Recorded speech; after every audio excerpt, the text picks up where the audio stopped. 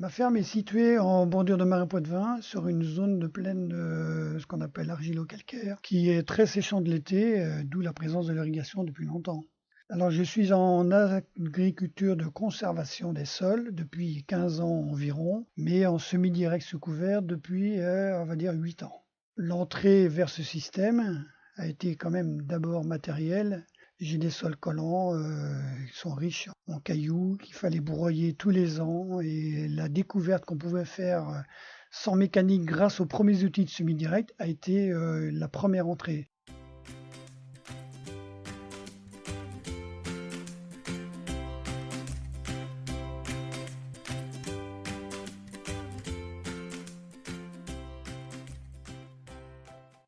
Mais le vrai virage vers l'agriculture de conservation a quand même été effectué suite à une vraie prise de conscience qu'avoir des sols productifs pouvait tout à fait s'envisager en respectant les règles du vivant. Alors après plusieurs années d'expérimentation, j'ai compris que le vrai travail du paysan, eh bien, c'est de produire le maximum de biomasse, c'est notre boulot, produire de la graine des plantes.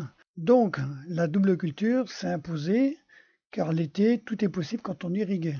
On a l'eau, on a la chaleur, il suffit d'avoir les bonnes plantes. J'ai donc mis au point des successions culturales avec des plantes d'hiver que sont le blé, le pois. Après ces plantes-là, il y a des plantes d'été, plutôt typées été, donc maïs, soja, tournesol, sarrasin et d'autres.